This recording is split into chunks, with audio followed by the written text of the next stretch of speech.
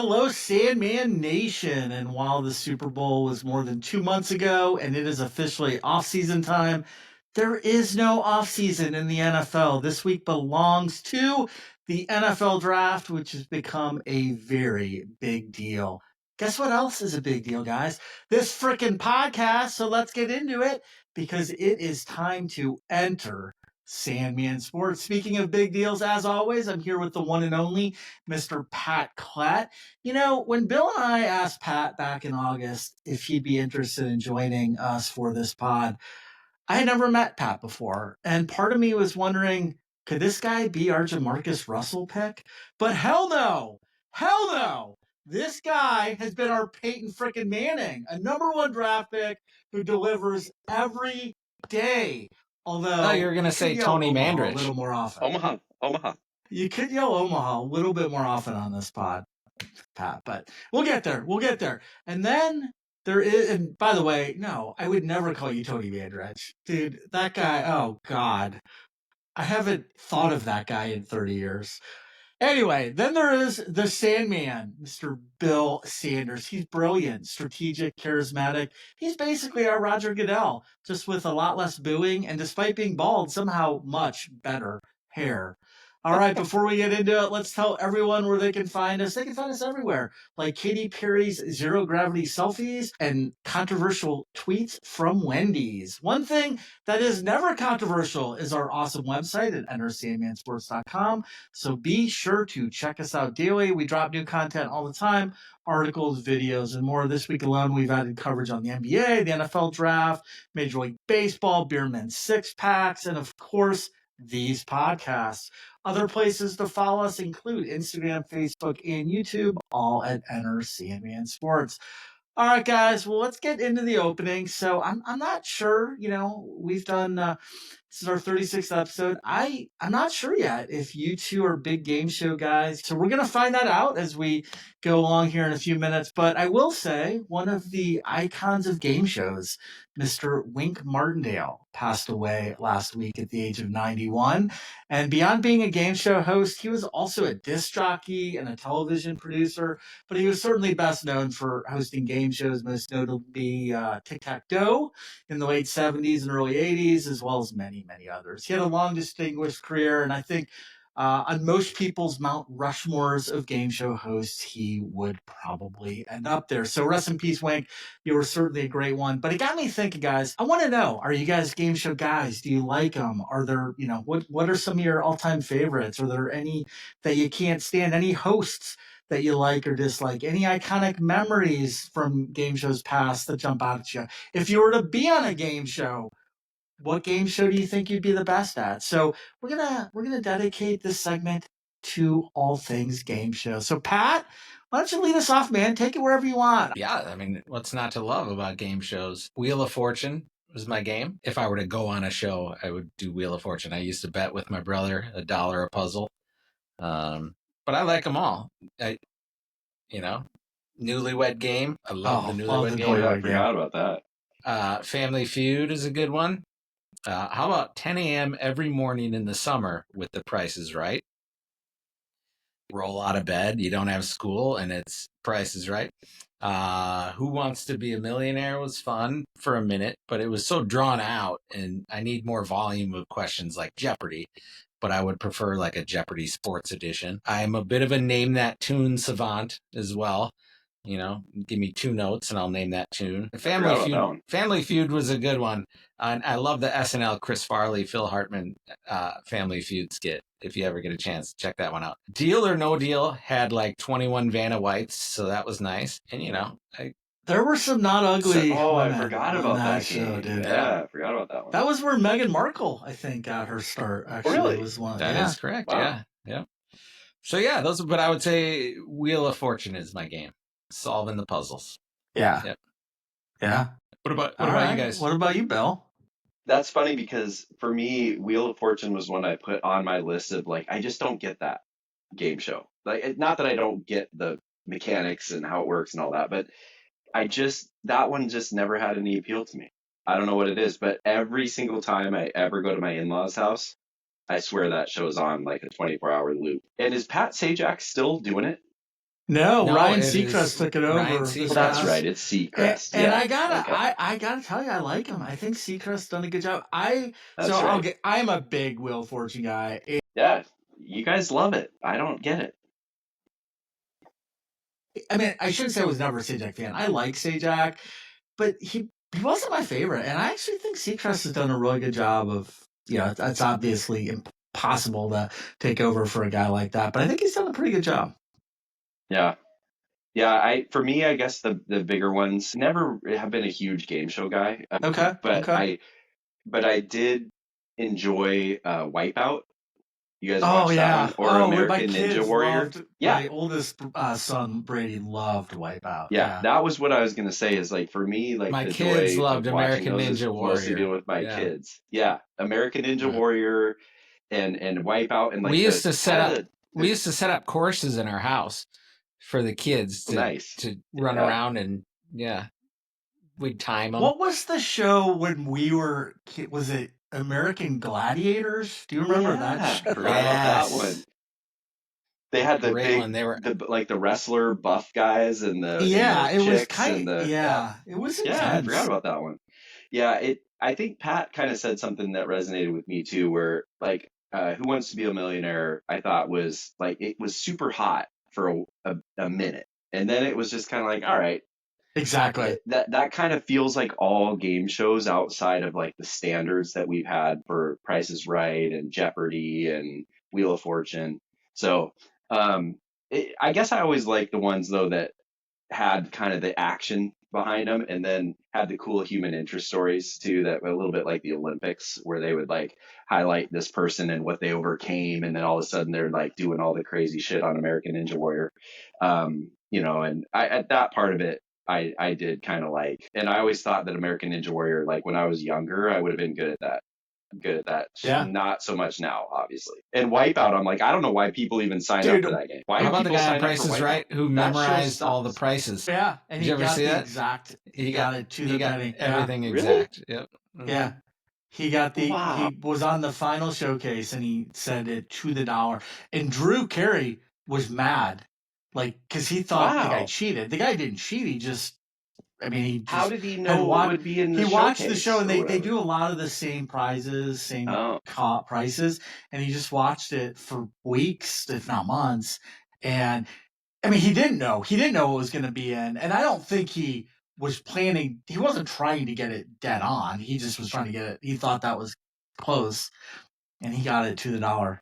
Yeah. Wow, that's incredible. I mean, haven't all these had like history of cheating scandals and other? I'm going to share a like couple. I'm going to share a couple. Okay, yeah. Yeah, I mean, some of that is, I think, maybe some of the fun of the game shows through the years is just the drama and the conspiracies around them. And I'm not going to go all the way back, but in the 50s, there was a movie called Quiz Show, which looks at like the whole game show scandals. I think of the 50s that it did take away game shows for a long time. Like it just decimated them. Nobody trusted them, and then they started to come back. What was the show that had no whammies?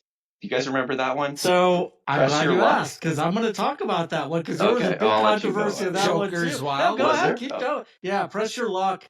No whammies, no whammies, no whammies. No whammies, no whammies, stop. Yeah, that's right. Yeah. I liked that one as a kid. I remember watching it like when I was sitting there waiting for my stupid piano lessons.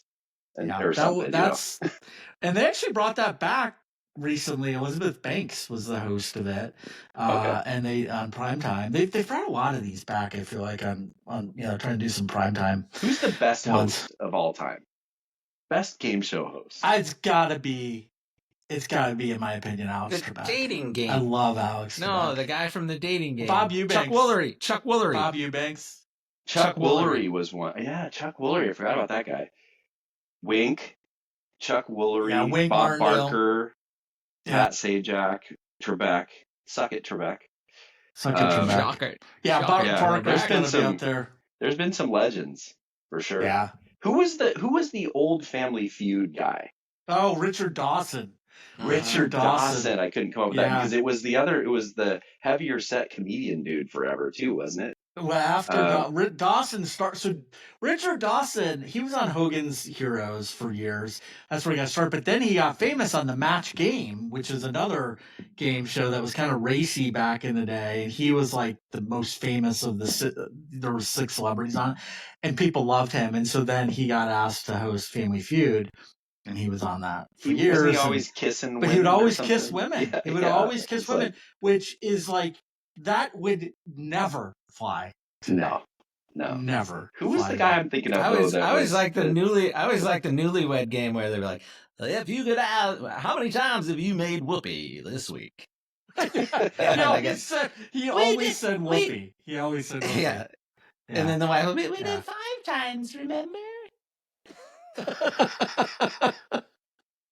How many times did you make whoopee this week? That's not what Karen said. Is that the one where they would write their answer down and then Yes. Oh gosh. Yes. Yeah, okay. All right. Yeah. Oh man. Yeah, Bierman, what do you got? I have a feeling you're gonna remind me of a bunch. First off, you both I think know this, but I'll admit it. I am a game show nerd. I freaking love game shows. I always have my entire life. As a kid, I watched game shows growing up. Wheel of Fortune and Jeopardy, I watch every single night. There's a few reasons I think game shows are kind of cool. One, they're mindless, so it just doesn't take a lot of focus or energy. I can turn it on, just kind of sit there, veg, pay a little bit of attention, but not have to get too deep into the plots and all that of other shows. I'm usually pretty good at them, so that I like that, and I just love learning new things. And so I do typically like the shows where trivia is involved. But my favorite is Wheel of Fortune, and it's probably the one I'm best at. And after years of procrastinating, I finally submitted my videotape in December in my application, and I actually I was contacted for an initial interview. Went through that, went well, or so I thought, but I haven't heard back yet. But they say, you got to give it at least like 6 to 9 months. They said usually, but technically you have like up into a year. If you don't hear after a year, then you can reapply. But so, anyways, we'll see what happens with that. But I do like Jeopardy. I like Price is Right. Actually, my wife Jamie was on The Price is Right years ago, but unfortunately, she was the last to get called to Contestants Row, so she only had one chance to bid, and she was not successful, but she did get a beautiful desk clock as a parting gift, so that was nice. Pressure Luck is one of my all-time favorites. You mentioned it, Bill, and I do have to share one of the biggest game show controversies of all time happened on that show. So the show, you would say, no whammies, no whammies, stop, and you'd hit this button. And there was a screen with this computerized lights going around. And whenever you hit stop, it would stop. And if it stopped on money or prizes, that's what you won. If it stopped on a whammy, you lost everything that you won at that time. And you got 4 whammies. And when you hit 4 whammies, you were out of the game no matter what.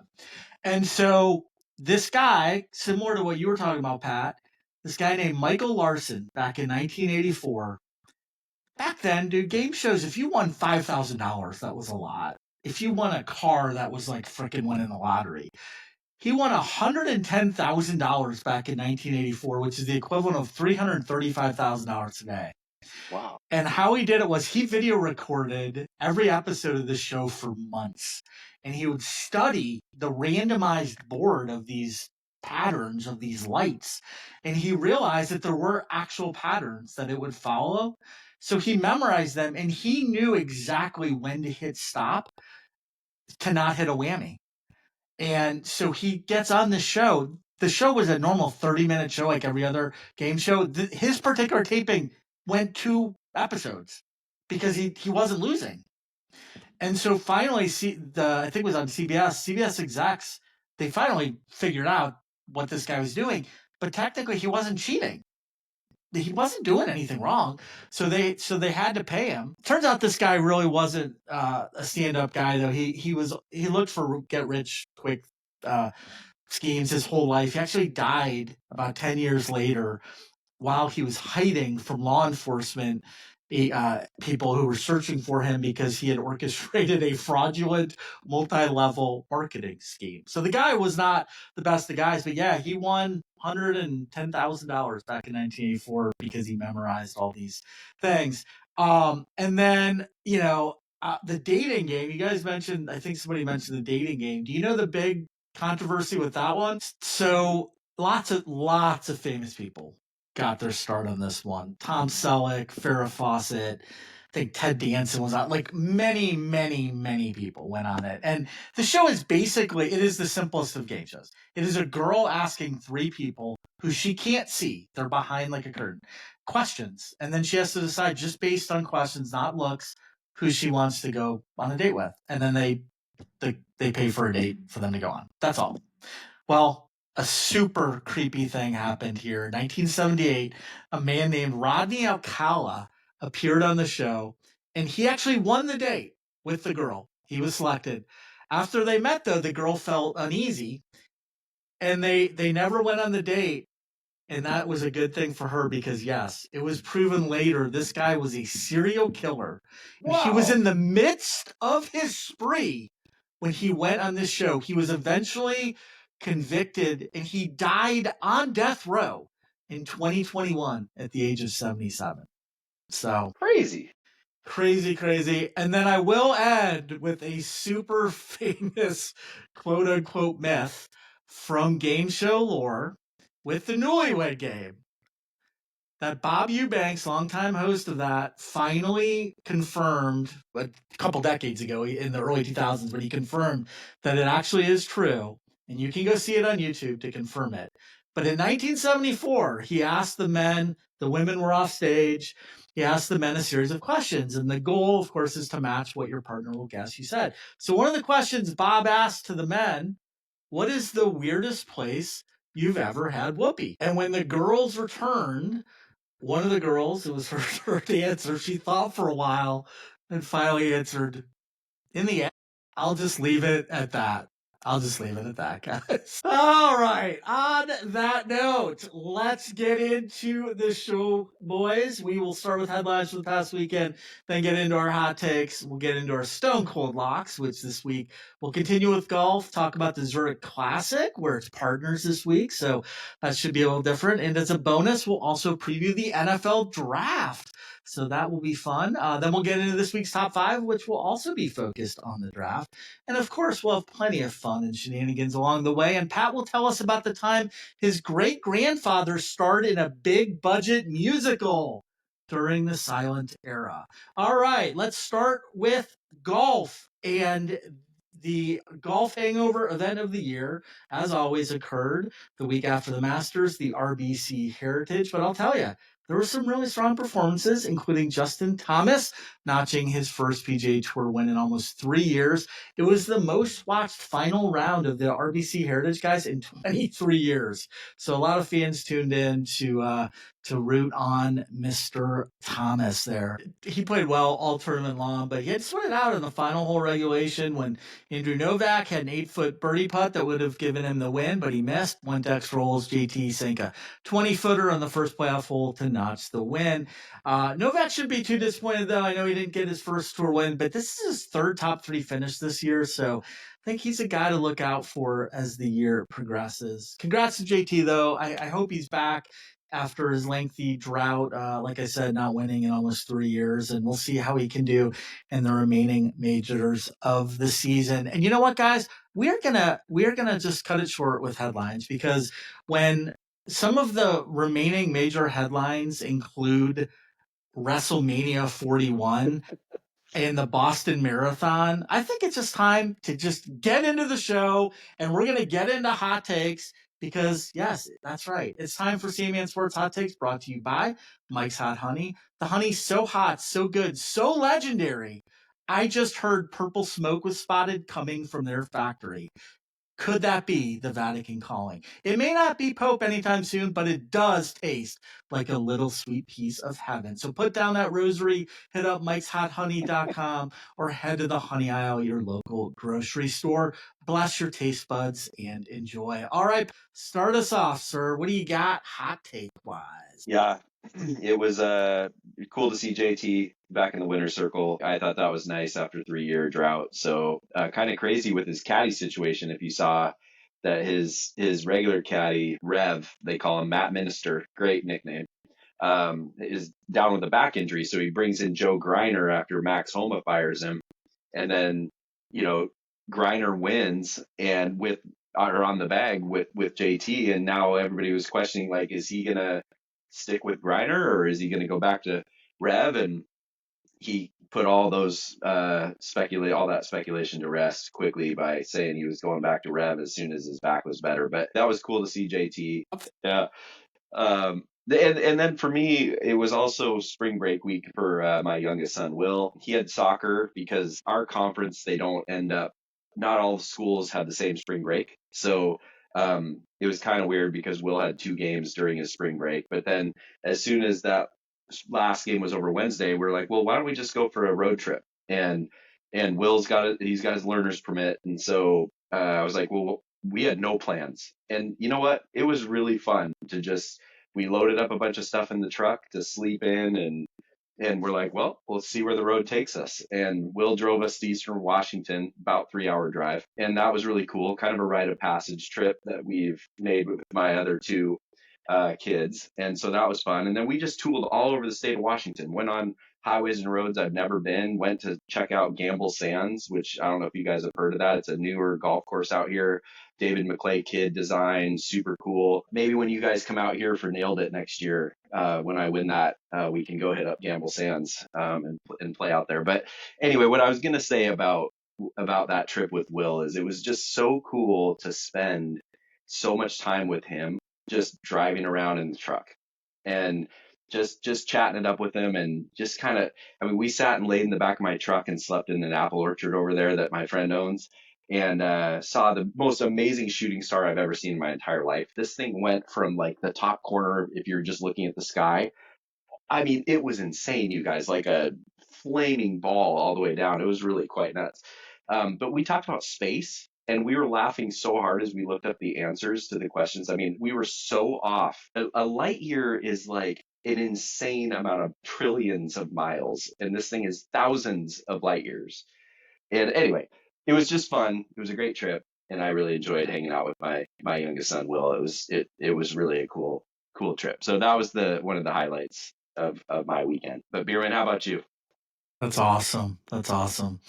Yeah, so I got a couple. I gotta talk about the Colorado Buffaloes recent jersey retirements. So, guys, I'm not one to knock greatness. Travis Hunter, he was legit force. He's going to get drafted high tomorrow.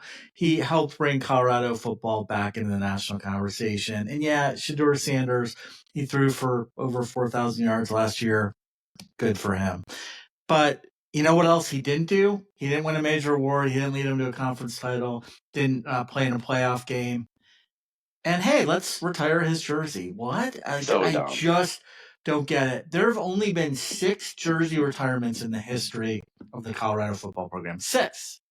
And suddenly 2 go up at a spring game before either of these guys have been drafted. We still have guys like Cordell Stewart, Eric Bieniemy, and Michael Westbrook. No jerseys retired for them yet. I don't get it. Yeah.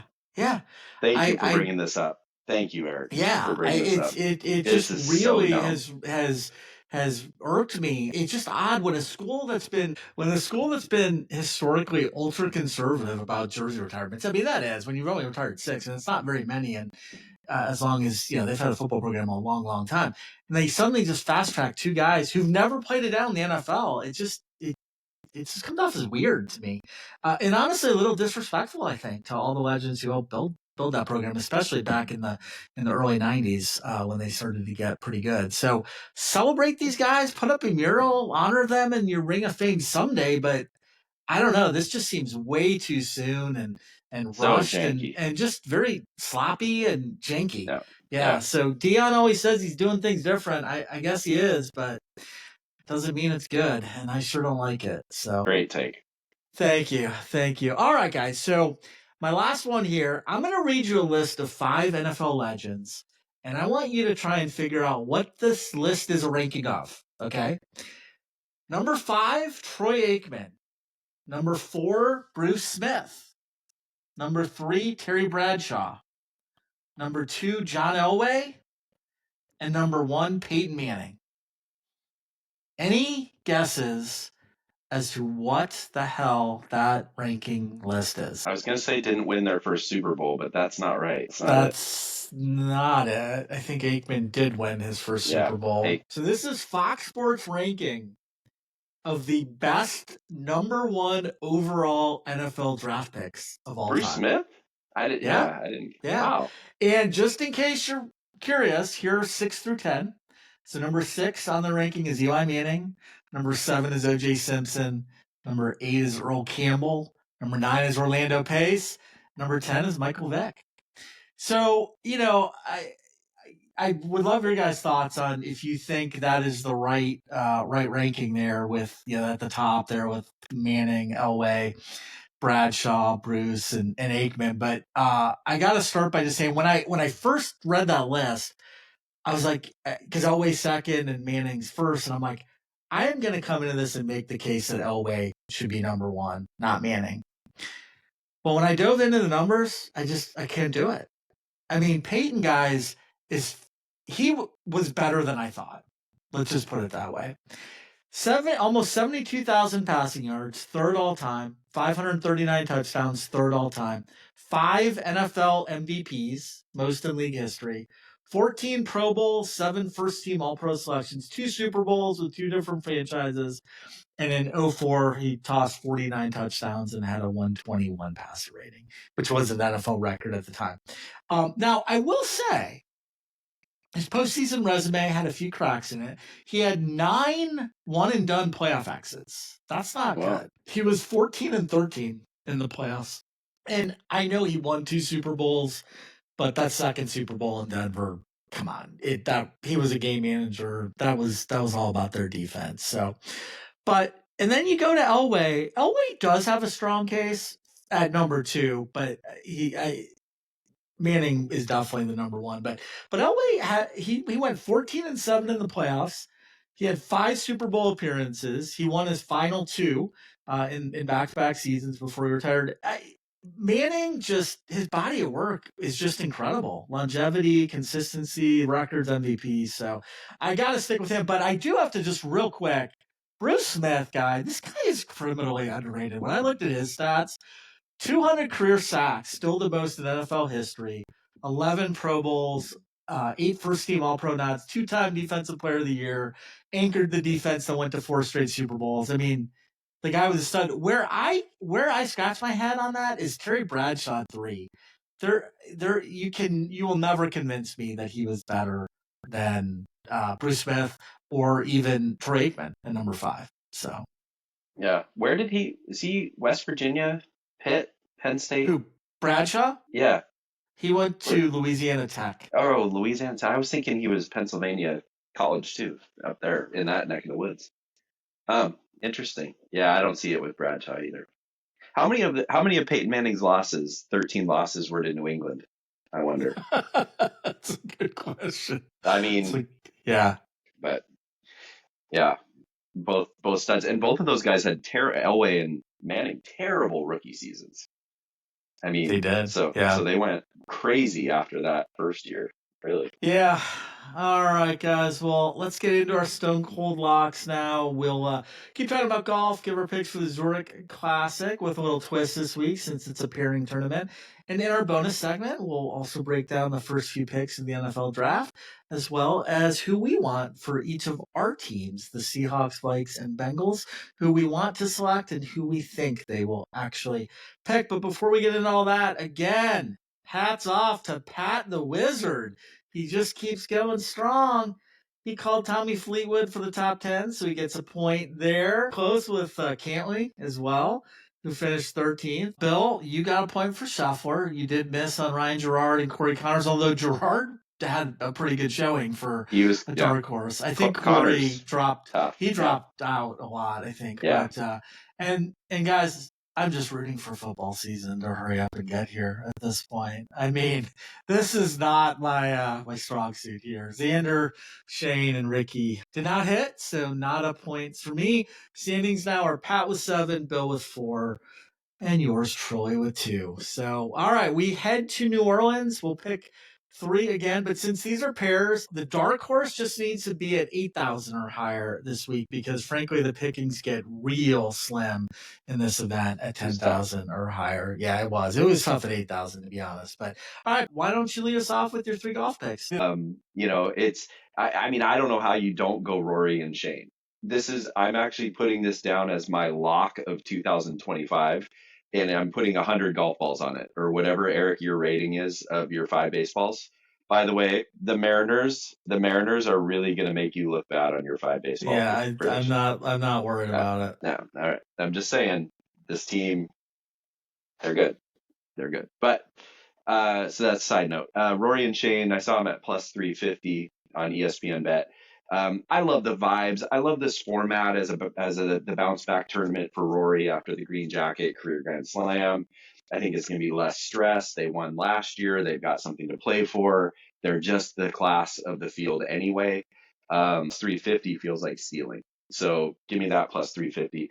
I also had Horschel and Hoagie in my notes, but unfortunately they're not in it. So I'm going with Nico Echeverria and Max Grazerman. Those guys are at plus 2,500. They finished minus 23 last year.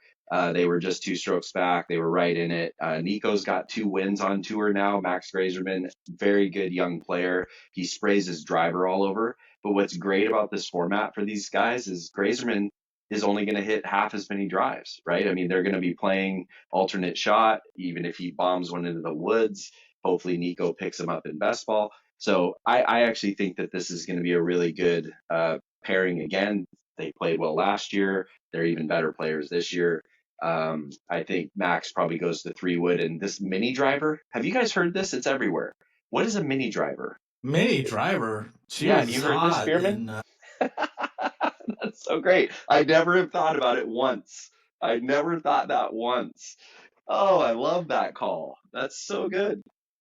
Yes, that's so good. I mean, she was so good in Good Will Hunting. What happened to her career? I have no idea, dude. I think she was tough to work with. I think that's what I read anyway. She was tough to work with. Anyway, my long shot is Zach Blair and Patrick Fishburne. They're at plus 9,000. I saw they performed very well last year. They were also minus 23. I figured I'd just go with that because I was really struggling to find a long shot this week. So give me Zach Blair and Patrick Fishburne. Yeah, I mean... And I love this tournament. Sorry to interrupt you. I do too. You're just about to. I do too. I love team golf. I love these events. I wish they do maybe another one every, throughout the schedule. Yeah, I think that the pairings are cool. I love this tournament. Yeah. I'm going with Rory and Shane too. I'm going with you, Bill. I'm with you. Like, I don't see how this team. I think they're going to win it, but I definitely don't see them not finishing in the top 10. I mean, Rory's first, Lowry's 8th in strokes gained. They're just. I mean, I could go on and on with their stats. Obviously, Rory just won the Masters. Now, the problem is they are chalk, so they're minus 250 to finish top 10. So I don't love those odds, but I do. I'm with you, Bill. I like the plus 360 to win, and even minus 120. What? Minus 120 for top 5. Yeah, or 120. Yeah. All right, so we're going to go with that. And then in the less chalky one, I'm going to go with Andrew Novak and Ben Griffin for the second one. We talked about Novak and his race performance. I've talked about Ben Griffin on this in prior pods. He's had a really good year. Both of these guys have 3 top 10 finishes this year. They both have been very strong in some key stats, greens regulation, ball striking. Novak is top 6 in putts per round, ENC and saves. So I like what they're doing. They're both top 20 or both top 50 in strokes gained. So I like their chance here. They're plus 2,200 to win, 400 for top 5, plus 190 for top 10. And then my long shot, you guys, I mean, there were not a lot of choices here. This was tough. So I'm gonna take a flyer on the dynamic duo of Henrik Norlander and Luke List. That's who we're going with. Honestly, each of them have had some decent stats this season.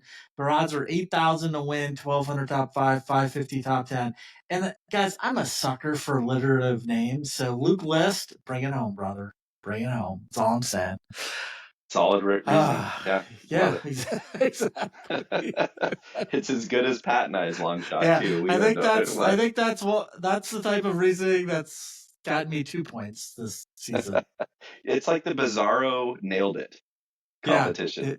Yeah. yeah. All right, well, guys, let's shift to the NFL draft. I love what the NFL has done. They have done an amazing job of taking a sleepy little sports weekend in late April, and they have built it in. They've put in so much hype. They've built a freaking draft into something that people care about and watch and talk about. And it's all about the promise of the future, all that hope for so many teams. And of course, Mel Kiper Jr. and his hair. So we got that to look forward to as well. But I thought it might be fun to prognosticate a little bit this evening, gentlemen, on who we think the top 5 picks will be. And, let's feel free to throw in trades or any surprise picks because we know all that can happen as well. Or just feel free to go chalk if you've seen some mock drafts and think the top 5 is pretty predictable. Let's talk about that too. And then we're going to talk about our respective teams, the Vikes, the Seahawks, and the Bengals, and who we think and who we want our teams to take. But let's start with the top 5 draft picks this year. So we'll go pick by pick. So with the number 1 overall pick in the 2025 draft, the Tennessee Titans select. Who we got? So I'm going with the Tennessee Titans will select Cam Ward and instantly regret it. Yeah. That's my pick. Yeah. I love this kid at Wazoo. I thought he was clutch at Miami. He's a good football player. But this in no world should Cam Ward be the number 1 selection. If you told me 2 years ago when I was watching him go crazy at Wazoo, again, good player. If you told me he was going to be the number 1 pick in the NFL draft in 2025, I would have said you're an idiot. There's no way. And I don't think that's changed. Yeah. I just don't see it. But that's where, and I did go a little chalky with my like mock drafts and in my research, but that's who I'm predicting. Yeah. Yeah, How about I'm you, not Aaron? gonna wait. I'm not gonna waste any time here because you said it perfectly. I do think they're gonna take Cam Ward here. I wish and think if I'm a Titans fan that they should trade, but it looks like they're not going to accept any of those trade offers and instead go with Cam. And I hate this pick. I think he's going to be a massive bust for all the reasons that you said, Bill. I hate it. All right, number 2 pick is with the Cleveland Browns. Who you got the Brownies picking this year, Bill? Yeah. In my mock draft here, I have the Cleveland Browns selecting Travis Hunter. I think this kid is stellar. I feel like it's actually a bit of a steal if Tennessee takes Cam Ward. I think I'm fascinated to see I don't know if you guys saw his comments this week, but he said if they don't allow me to play on both sides of the ball, I'm retiring from football. Yeah, which is bullshit and it's a little stupid. crazy. Yeah, but I do think this kid is a special football player, and as much as I have not liked Shador, mostly because probably I don't love Deion Sanders, and all the nonsense that goes with Shador, including getting his jersey retired for some idiotic reason that we've already talked about multiple times. Give me Travis Hunter here, and I hope they allow him to play both sides of the ball, and I hope he can stay healthy because that's going to be the key. Has there been any worse franchise in football the past 30 years than the Cleveland Browns? I mean, this team is so bad, and I have no love lost for them because I'm a Cincy guy, but sometimes I do feel a little bad at just the futility that this organization is. No, you don't. No, I don't. You're right. No, I don't. But, so they have the number 2 pick here, and the early buzz a few months ago was Shador, and they do need a quarterback. And I could see them pulling the trigger on Shador, but I think they're going to do the smart thing, and I think you're right, Bill. I think they're going to go with Travis Hunter, and I would absolutely love that pick. I think it's interesting you used the word steal at number 2, but I think they could be and would be a steal at number 2 because I think he should be the number 1 pick overall. I think he's going to be another Charles Woodson, Hall of Fame type guy. I do think he's going to excel primarily on defense, but I think he is going to play more offense than Woodson did in the NFL. I just honestly, it'll be interesting to see if his body can take it. I mean, the NFL is a different beast, and to do that and to try to do that, I don't know if he's going to be successful. If his body will be able to physically take it to play both sides. So many plays. So we'll see. Yeah, but he's special. Great pick there. And for the Browns, if I'm a Browns fan, I hope that's who they go with. All right. Number 3 pick is by the New York Football Giants. Before I do my third pick, I actually think Jackson Dart might be the best quarterback in this class. I agree. I wouldn't surprise me. Wouldn't. I agree. Yeah. I actually like this kid at USC, and then obviously he went to Ole Miss and had a great run there with Lane Kiffin. But with the third pick, the New York Giants select Abdul Carter. This kid is my favorite player in this draft class. I have absolutely loved watching this kid compete for Penn State. We talked about the number 11. The guy just looks badass. He is badass. This to me is the best player in this draft class, and New York Giants would be lucky to get this kid in the program. So, yeah, he's a stud. Yeah, I also, a lot of mocks are saying he'll go to the Giants, and while I don't disagree, I could see the Giants trading down here, or this is where I actually could see the Giants saying, "Fuck it, let's take Shedeur Sanders." Oh no, because they need a quarterback big time, and it would be an awful pick, but this is an awful franchise. They do not make good, smart picks, and they desperately need a quarterback. So I could see it happening. I am going to go with Carter here as the pick, but I would not be surprised if they trade it or if they go with Sanders. It'd be fun to see Shedeur in New York. I think that would actually be kind of fun. All right, New England Patriots have the number 4 pick. What do you got there? So my number 4, Drake May, future franchise QB.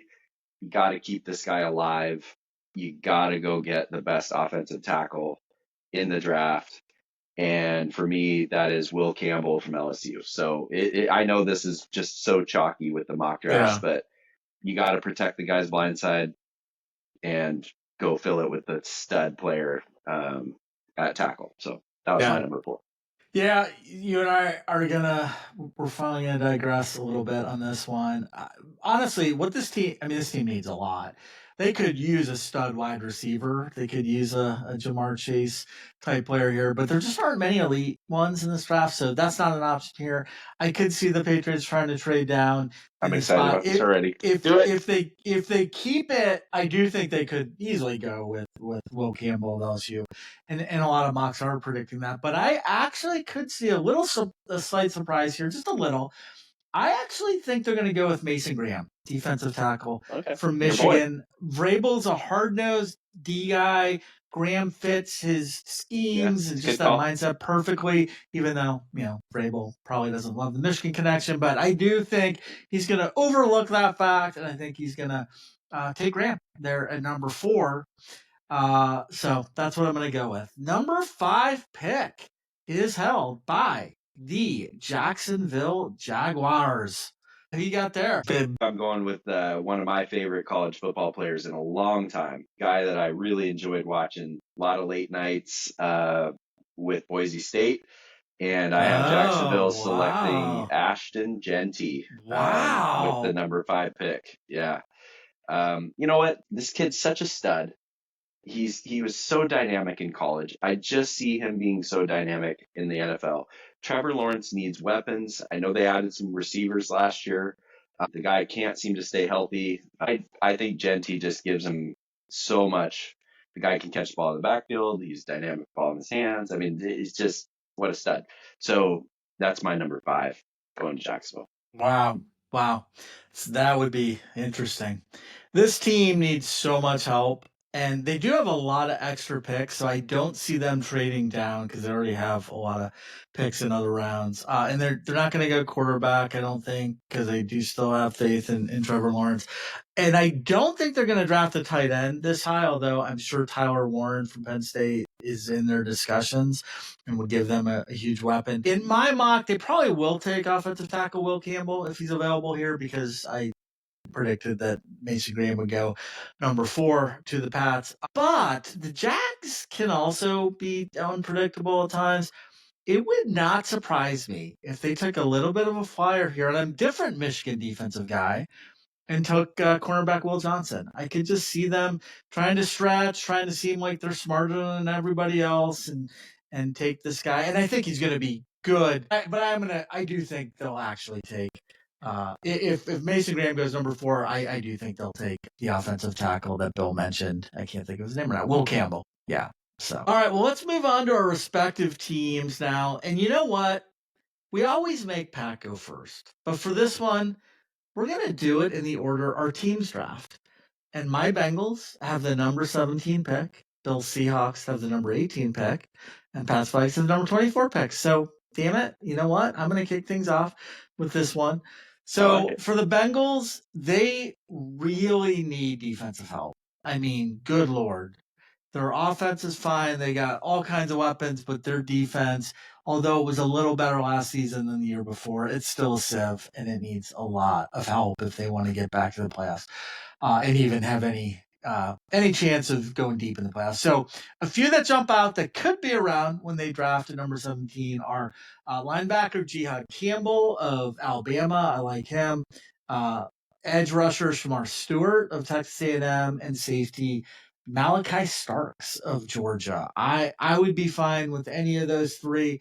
If they go offense, I think offensive tackle is where they could also get some help. So I'm thinking Kelvin Banks of Texas or Josh Simmons of Ohio State would be the two offensive tackles. And then as a wild card, I could see them going with, and again, you're going to think I'm going Michigan bias here, but I could see them going with Colston Loveland, the second best tight end in this draft, just to continue building their incredible offensive weaponry. I mean, if you got a stud tight end to complement Higgins, yeah. So we don't have a great tight end in the Bengals, and I think they would consider taking Loveland if he's there at 17, but they obviously need defensive help. So I personally hope they go with either edge Shamar Stewart of A&M. That would be my first choice. If they don't go defense, I hope they go with offensive tackle Kelvin Banks of Texas. I think he's going to be a kind of a cornerstone type of guy that's going to be an offensive lineman for years to come. So that's who I got. What do you got for the Seahawks there, Bill? Yeah, don't steal any offensive linemen from the Seahawks. Okay, that is Bengals don't need to touch anybody on offense. I'm interested who you think they're going to take. The Seahawks need to take anyone on the offensive line. Anyone. Specifically the interior offensive line. It's just been an absolute sieve for too long. We have 2 bookend tackles, so the Bengals can take their tackle. That's okay. And worst case scenario, absolute worst case scenario is Shedeur Sanders slips to 18, and the Seahawks are like, oh God, my God, we need a quarterback. And then Bill hates the Seahawks for the next 10 years as that kid wears number 2 and then it is instantly retired to the Seahawks Ring of Honor.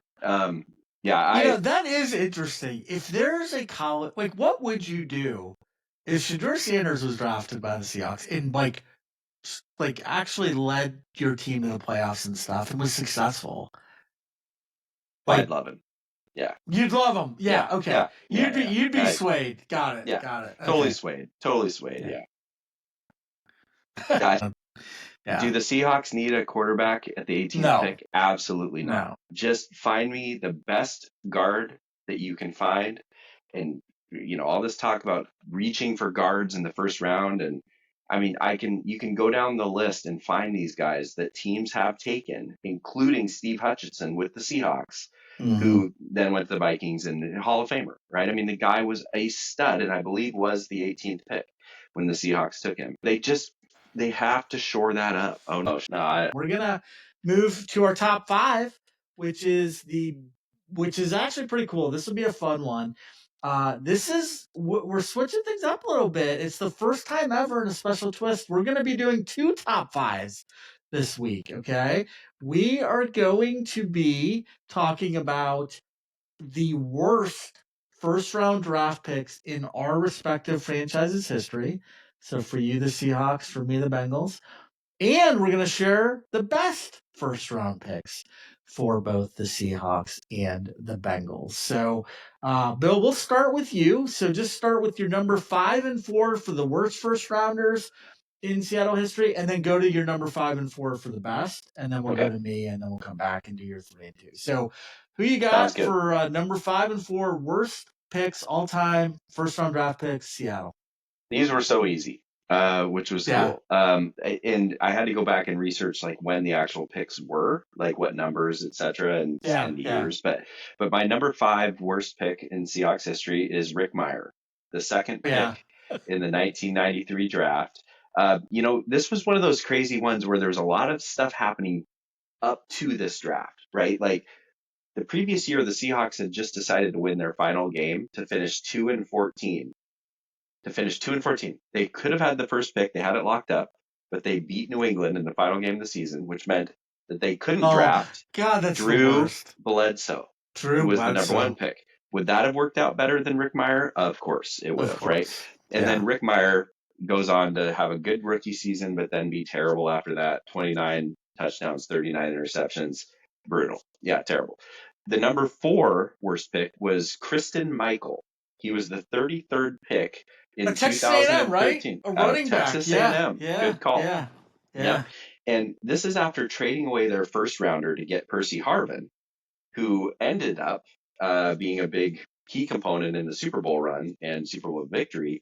But they decided to use their first pick, which was in the second round, to draft Marshawn Lynch's backup, which made no sense to anybody at the time. It was idiotic.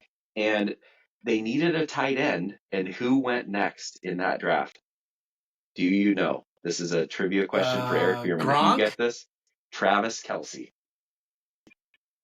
It was between Gronk and Kelce. I was trying to do the math on the years. Travis Kelce. Wow.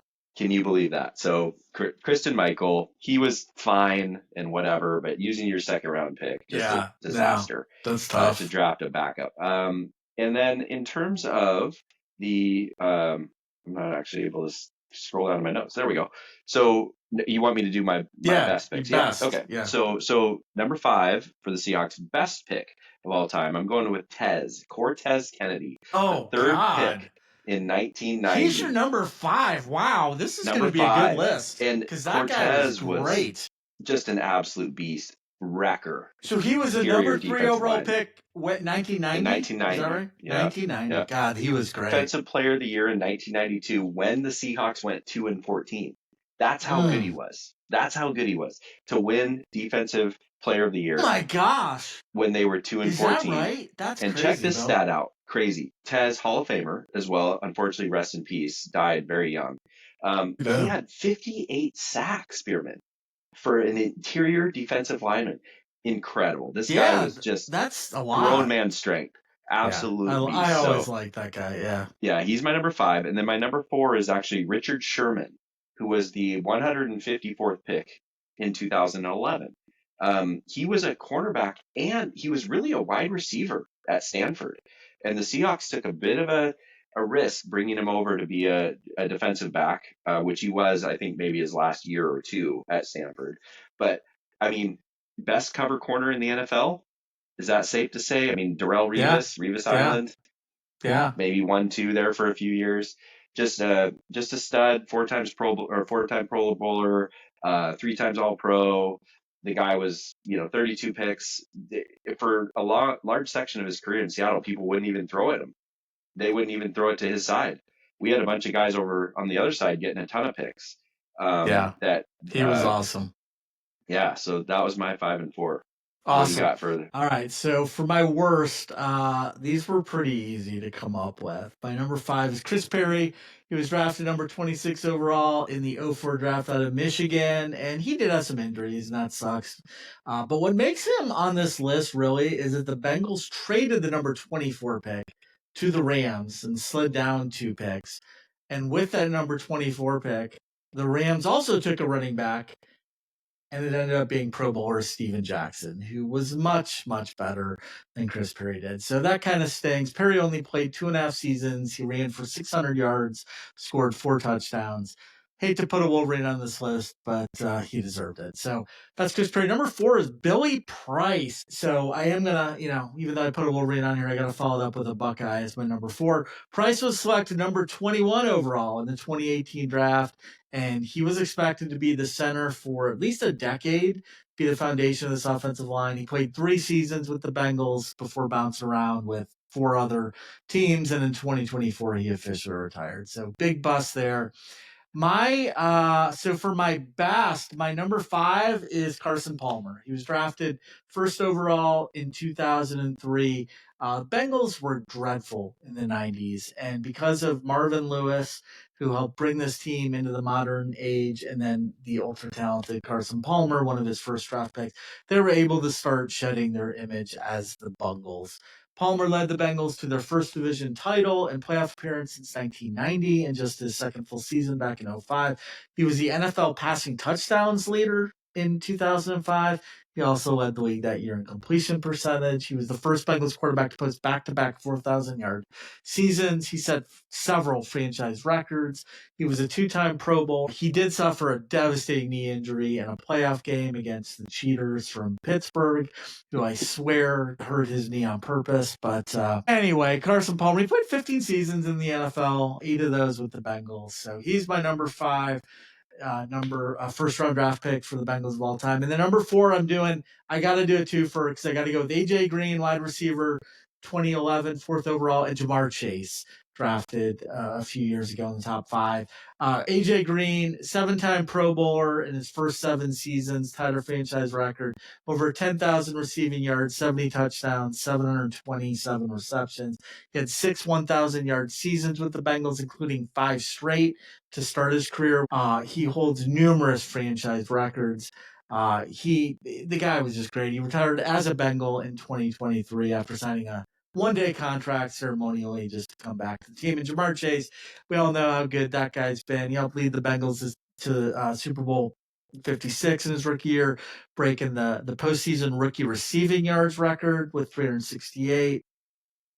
Bengals franchise leader for single game receiving yards, single season receptions. He's earned 4 straight Pro Bowls. He won the Triple Crown in 2024 when he led the NFL in receptions, yards, and touchdowns. And thankfully, he just signed a $161 million extension, which makes him the highest paid non-quarterback in NFL history and will hopefully keep him with Cincinnati a long, long time. All right. What do you got for number 3 and 2 on your worst list, Bill? All right, I am officially getting the rules correct at this point too. This is a quick audible at the line of scrimmage. Wow, Omaha. Bill's Omaha. audible. Yeah, good. Okay, all right. So worst pick number 3. I'm going to list Chris McIntosh. He was a lineman from Wisconsin, and I almost put him on my list anyway, but I was trying to avoid guys that suffered like terrible injuries because that almost felt like not necessarily a bad draft pick. It just kind of worked out that way. Unfortunately, he had a neck injury and he only played 2 years. He kind of started to figure it out at the end of his rookie season, but then really struggled with the injury his second year and then actually retired from football. So, tough luck, but not a great draft pick, considering that they took him with the 22nd overall pick. That's and tough. And then my number 2 is Aaron Curry. He was the 4th pick in 2009. He was a linebacker edge from Georgia Tech. I do not remember. I do not remember. Lots of people were predicting him to be the number 1 overall pick that year. Are you serious? Yeah. If you go look up Aaron Curry, he played in 35 games for the Seahawks and had 5.5 sacks. It just was never a fit. They thought he could come in and he could have his hand down on the line of scrimmage. Yeah, he could rush the passer. He could go cover, drop and cover. He just never could. He never could figure it out in the NFL. If there's a good news aspect to this terrible draft pick for the Seahawks, it was that they replaced him with KJ Wright, who will go into the Ring of Honor for the Seahawks. Awesome NFL player. So the Aaron Curry era was fortunately short. But yeah, he was the 4th pick. And then my top 5. Number 3, I talked about him earlier. He's a Michigan boy. I'm going to go with Steve Hutchinson. He was actually I said 18th earlier. He was the 17th pick. and that was in 2001. And Steve Hutchinson was just a legend. I mean, he was a stud. Big reason Seahawks went to the Super Bowl the first time with Mike Holmgren. I don't know if you remember this, but he was actually the player that the poison pill. Have you ever heard of that? It's become the franchise tag. And but the poison pill was this thing that basically said that if you agreed to sign this guy, that they would just the cost of his salary against the cap was prohibitive. Well, what the Vikings ended up doing was coming in and saying, if you are going to sign him to the poison pill, then he ended up being actually forced out in a way, but he went to the Vikings because the Seahawks wouldn't pay the prohibitive salary. He would have been an awesome lifetime Seahawk. The guy was such a stud when he went to Minnesota. The Vikings turned around, or Seahawks got the Vikings back later when they did the same thing with Nate Burleson, the wide receiver. Okay. Yeah. So it was kind of a 1-for-1. Hey, you screwed us, we screw you type of thing. But Steve Hutchinson would be my number 3. And then my number 2 best pick is he was the 19th selection in the 2000 draft. Steve Hutchinson paved the way for him to get a lot of yards and a lot of touchdowns, and that's Sean Alexander, running back from Alabama. So he was a number 1 pick, first round pick. Okay. Yeah, okay. He was number 1. He's from he's from Northern Kentucky. He's not far from where. Yeah. He was a love and hate guy with people in Seattle. He rushed for a zillion yards with Mike Holmgren at the helm. Scored a ton of touchdowns. In fact, had the record for most touchdowns in a season for a while. I think that's now been passed up by somebody. I can't remember who. But I always liked Sean. People said that he was soft. He went down easy, ran out of bounds, wouldn't fight for the extra yard. A little bit of Roger Dorn from Major League. A little bit of that going on. So anyway, that was my 3 and 2. Who you got for the Bengals? Yeah, so sorry, Bill, but I got to go with a Husky on this one for my number 3. Going with John Ross. John Ross. He played 27 games for the Bengals from 2017 to 2020. He's now out of the league completely. His 5-year career netted 967 yards receiving, 11 touchdowns. He was drafted to be a speedster and eventually replaced A.J. Green as their number 1. Never came close. I think he's just a great example of how combine grades and scores there just don't always pan out. He was so fast, and they just fell in love with it. And then my number 2, David Klingler. He was drafted quarterback out of Houston, 1992, with the number 6 overall pick. Started 2 seasons. Eventually, Jeff Blake beat him out, which was a good thing for the franchise. Blake was really good. He then played as a backup for a couple seasons with the Raiders. But he ended his career with 16 touchdowns, 22 interceptions, under 4,000 passing yards, a passer rating of 65.1, and a completion percentage of 52.2. The guy was horrendous. So, yeah, he was bad. And then number 3, Joe Burrow, quarterback, 2020, first overall. Wow, number 3.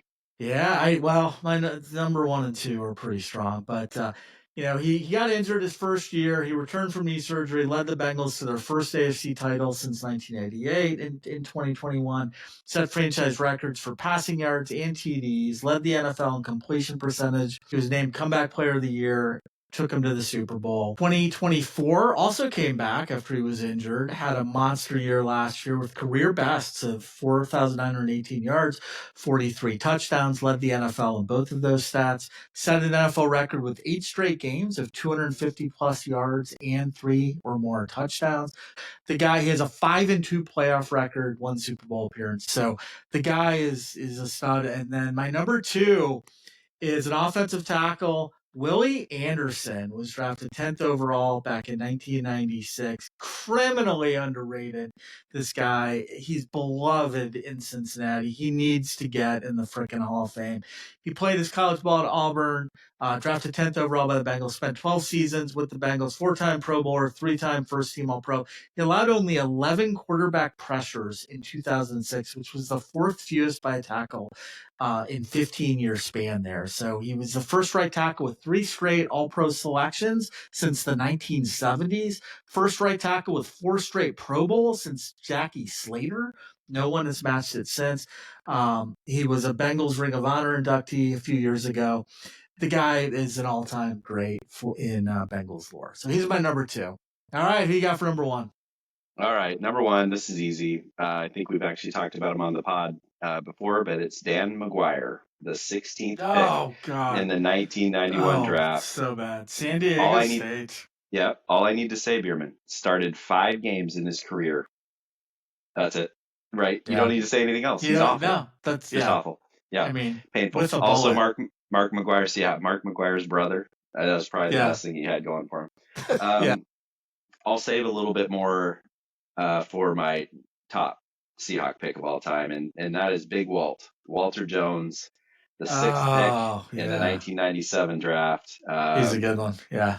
Florida State, played 13 seasons, Hall of Famer, best left tackle ever.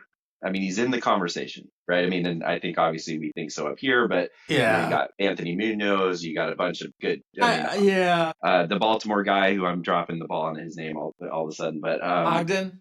Yeah, Jonathan Ogden. Thank you. So what interesting couple notes about Walt? He held out every year. They franchised him. Is that right? He got ready for the season by pushing cars and flipping tires in Alabama. That's how he got ready for his NFL season. He showed up without a day of practice, put his uniform on, and went out there and dominated. I mean, I don't think he participated in a training camp in his career after maybe his first couple seasons. So, a couple fun facts about Walt too. He couldn't take pain medication. So can you imagine, as a lineman in the NFL, he was allergic to it for some reason, couldn't take it. So I just think amazing that he played 13 seasons under that. Fun fact number 2 about Walt. I actually played basketball against Walter Jones for years at the Bellevue Pro Club. I've never seen a big man so agile and light on his feet. 6'5", 325 pounds. The guy was incredibly nimble and agile. He had amazing hands. He was the coolest guy. He's just a cool guy to average Joes like me. And one funny story, he was under the basket one time. He's pumping because he's going to go up for a layup or a dunk. I don't know. And I pack the ball with my hand. And Walt just goes up. He lifted me off the floor as I was on top of the basketball with my right hand, and he went up and finished the shot. The guy was so incredibly strong and powerful. He gave up 23 career sacks. And this is the one that blows me away more than anything. He got called for holding 9 times. Yeah, that's incredible. In 13 seasons. He was going against the best pass rusher. Yeah. Probably the other team has. Yeah. Incredible. Wow. Anyway, Big Walt, my number 1. Yeah. Yeah. Well, you mentioned my number 1. We think he's the greatest tackle of all time, and that would be Anthony Munoz. So I'll start with my best, just because you were talking about him. But yeah, I mean, he's the Bengals' only Hall of Famer, 11 Pro Bowls, 9-time All-Pro, elected to the Hall of Fame in 1998. He was the 3rd overall selection out of USC in 1980, 2 Super Bowl appearances, just the face of the franchise for a generation, the gold standard.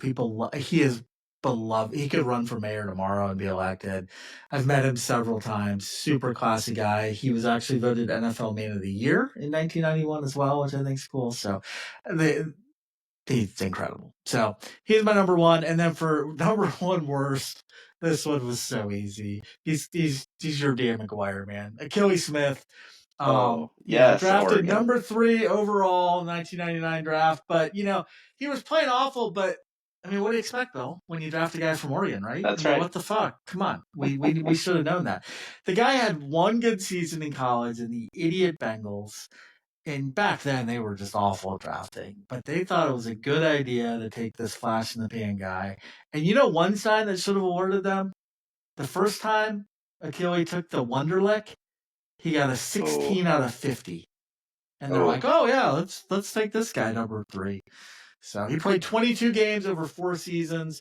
He tallied 2,212 passing yards and 5 touchdowns. Wow. Now, to add insult to injury, let me read to you the 8 picks drafted directly after Achilles. Okay, Achilles was drafted. So Tim Couch was drafted number 1 overall that year. He was a bust. Donovan McNabb was number 2. He had a great, and then Achille. Listen to who was drafted 4 through 11. Number 4, Edgerrin James. Oh, Hall of Fame. Seahawks. Number 5, Ricky Williams. Pro Bowler. Number 6, Torrey Holt to the Rams. Pro Bowler, probably should be in the Hall of Fame, probably will be someday. Champ Bailey, number 7, Hall of Fame. Wow. Number 8, David Boston, wide receiver Cardinals, great player, Pro Bowler. Yep. Number 9, the only other kind of bust in this, and of course went to the other awful franchise back in the day, the Detroit Lions. They drafted Chris Claiborne, linebacker, USC, didn't do much. Baltimore Ravens, cornerback Chris McAllister, Pro Bowler, really solid player for a long time. And I wish Pat was on with us because the Minnesota Vikings, this was the year they drafted Dante Culpepper, number 11. So, I mean, they could have literally closed their eyes, thrown a dart at the top 11 guys and done better than Achille. Ouch. I mean, every single one of those guys, those 11 except maybe guys Tim Couch. Yeah. No, Tim Couch was even better, and Tim Couch was awful.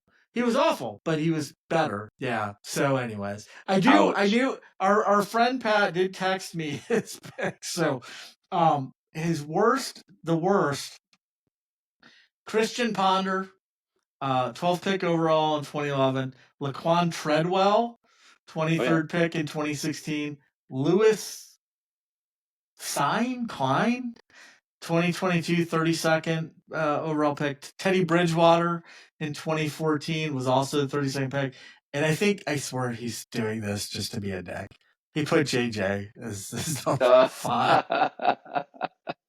Just poking the bear. And then his best overall, I don't know which order this is going in, so he just sent me these 5, but he got Joey Browner, number 1983, drafted as cornerback, 19th pick.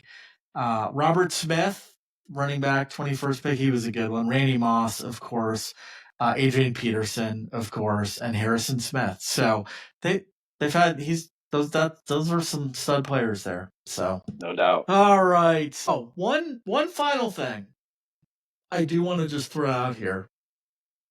So in honor of this being our episode number 36, I thought I'd share some of the best number 36 overall NFL draft picks in the past 36 years. All right. You ready, man? These are some good names, dude. You're gonna be impressed. This is the 36th pick, not Jerome Bettis wearing number 36. No, okay. Number 36 overall pick, so second round. The best ones in the past 36 years. So in 2022, Breece Hall, running back, Jets. 2019, Debo went to the 49ers. 2017, Budda Baker, safety of the Cardinals. 2015, Derek Carr, quarterback, Raiders. 2013, Darius Slay, cornerback, went to the Lions. 2011, this guy is probably the most controversial guy on the list. Colin Kaepernick, quarterback, went to the 49ers. 36, wow. 2008, Jordy Nelson, wide receiver to the Packers. Probably maybe not the best. Top 3, this guy. 2001, Chad Ochocinco to the Bengals. 1997, Tiki Barber went to the Giants. 1996, from the Washington Huskies, Lawyer Malloy. Safety, went to the Patriots. And one of my faves.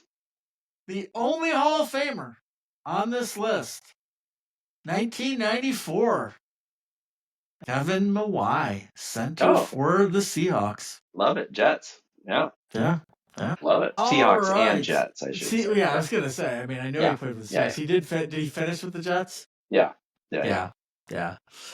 All right. Oh, and last little tidbit here, and then we will finish this episode. There are only 3 NFL teams to never have the number 1 overall pick in the draft. They are the Baltimore Ravens, the Denver Broncos, and the Seattle Seahawks. Yeah. Wow. We could have We could have Drew Bledsoe, but no. Yeah. Screw Never that up. had the number 1 overall Wow, pick. that's in the really draft. interesting. Yeah. All right. Well, Bill, you got anything before we close out the show on any of our pools? Yeah, one call to action for Sandman Nation. We are still looking for 8 entries in the MLB 13 run reload Yeah. pool. Super easy, set it and forget it Such a style. fun one. Yeah. $100, yeah. So go sign up for that if you can. That I would appreciate that. Once we get it filled, we'll start, and that Yeah. we have plenty of time in the season. And you so that probably do another one, I would imagine. yeah, we right? could. And try to fill another Yeah, one. usually if you start at the beginning of the year, it usually ends early June timeframe. Yeah. So Yeah. now we've got almost a month into the season, so plenty of time. And then the other one is I would love it if you guys would take a peek at, I called it Reloaded. So it's Stones Reloaded. So this is a golf pool, and we're going to start next week at the Byron Nelson event. So Okay. you've got some time. It doesn't start until the 1st of May, I believe. And so go have a look at that. That's just the classic format. Pick one guy, has to make the cut, can't pick the same guy twice. Super fun pool, and we usually get a good turnout for those. So Yeah. that one will be Awesome. fun too. Yeah, Thanks. that's a fun one. Awesome. All right, CMA Nation. Well, thanks as always for joining us for another great show. We'd love to keep it going tonight, but sadly, it is time to exit Sandman Sports. Before we do, though, a few reminders where to find us: Instagram, Facebook, YouTube, all at Enter Sandman Sports. Please like us, subscribe to us, spread the word, and visit our website at entersandmansports.com. Have a wonderful weekend, CMA Nation. Enjoy the draft, and here's hoping your teams don't whiff on their picks this year. Peace out. Take care. See ya. Good luck, everybody.